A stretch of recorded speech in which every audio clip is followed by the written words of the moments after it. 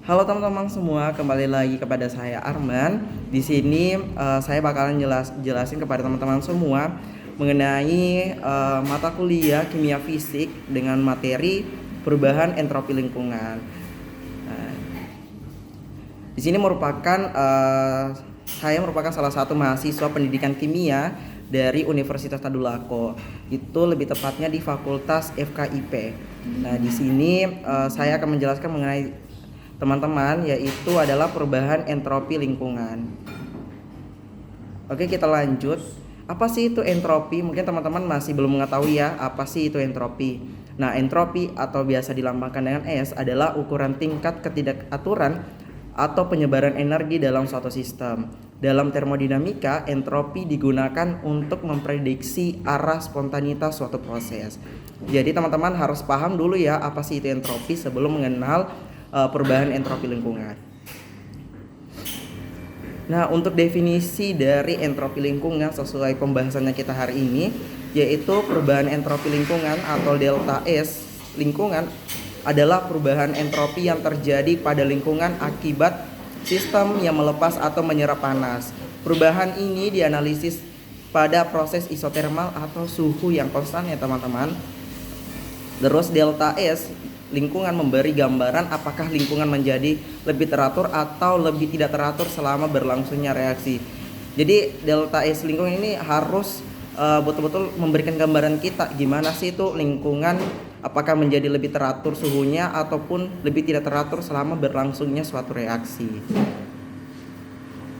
Nah, di sini ada rumus yang harus kita tahu sih, rumus dasar mengenai tentang perubahan entropi lingkungan, yaitu dapat dihitung dengan rumusnya yaitu adalah delta S lingkungan sama dengan min Q reaksi per T. Nah, jika proses terjadi pada tekanan tetap, Q sistemnya ini bakalan berubah menjadi delta H, sehingga kita substitusi itu untuk rumusnya yaitu adalah delta S lingkungan sama dengan min delta H per T. Nah, dalam T-nya ini sendiri adalah menggunakan satuan suhu yaitu adalah Kelvin.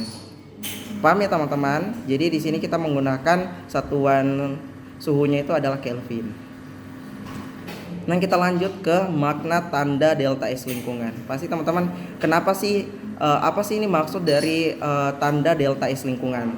Nah, yang pertama kita masuk ke reaksi eksoterm delta H, yaitu adalah sistem yang melepaskan panas ke lingkungan. Jadi pertama itu untuk eksoterm itu sistem suhu yang di dalam sistem dia melepaskan ke lingkungan, sehingga lingkungan ini dapat menerima panas dan menjadi lebih tidak teratur karena dia menerima panas dari sistem ke lingkungan, sehingga delta S lingkungan itu dapat bernilai positif. Nah, terus yang kedua yaitu teman-teman reaksi endoterm, yaitu sistem menyerap panas dari lingkungan sehingga lingkungan kehilangan panas sehingga lebih teratur karena menurunnya temperatur yang ada, sehingga delta S lingkungan bernilai negatif karena perpindahan dari lingkungan ke sistem.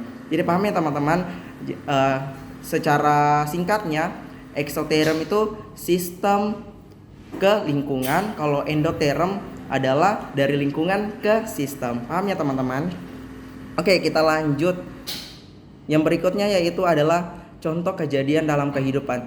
Mungkin teman-teman masih pikir ya, ini apa sih sebenarnya maksud dari perubahan entropi lingkungan? Masih mikir ya teman-teman. Nah, jadi di sini ada 3 contoh kejadian yang ada di dalam kehidupan. Di sini bakal saya jelaskan. Yang pertama adalah pembakaran bahan bakar atau eksoterm, yaitu lingkungan yang menerima banyak energi sehingga entropi naik. Nah, contohnya pembakaran bahan bakar yaitu adalah menggunakan kendaraan yang ada, karena dari mesin yang ada mereka mengeluarkan panas yang berlebih sehingga lingkungan dapat menerima banyak energi sehingga entropi yang ada di lingkungan menjadi naik. Paham ya teman-teman untuk contoh yang pertama.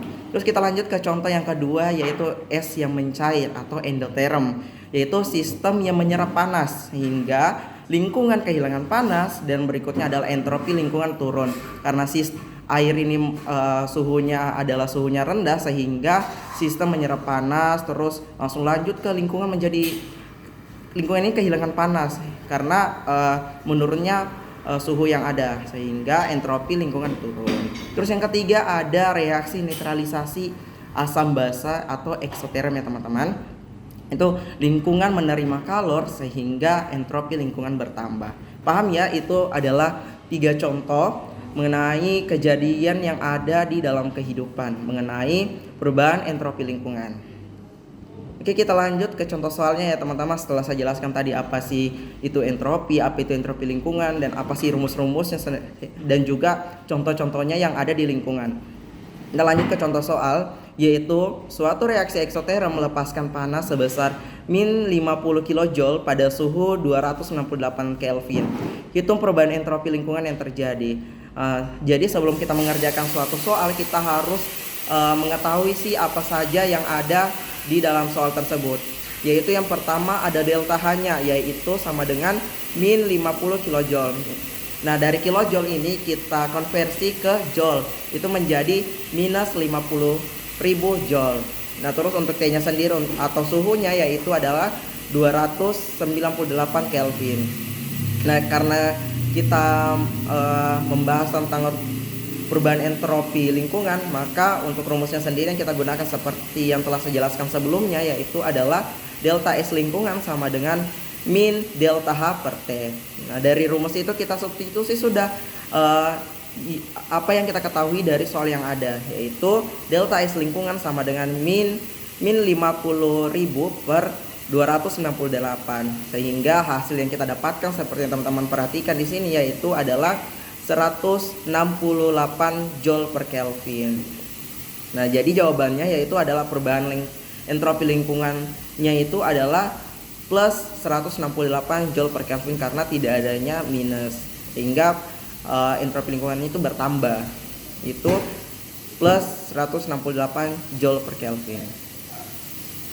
Oke teman-teman, kita sudah berada di akhir penjelasan yang ada. Tadi kan sudah saya jelaskan apa itu entropi, apa itu perubahan entropi lingkungan, apa itu reaksi eksoterm dan entropi, terus apa saja sih nilai lingkungan yang dapat membantu arah spontanitas dan keseimbangan reaksi.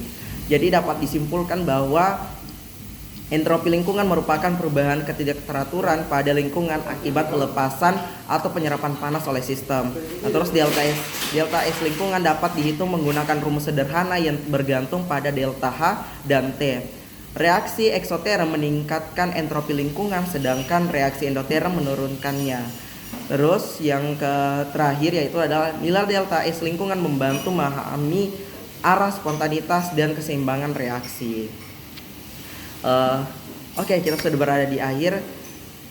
Itu yang dapat saya jelaskan. Semoga teman-teman paham semua yang telah saya jelaskan. Semoga bermanfaat untuk kita semua.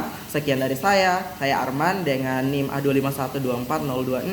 Pamit undur diri. Wassalamualaikum warahmatullahi wabarakatuh, dan sampai jumpa di video saya selanjutnya. Dadah.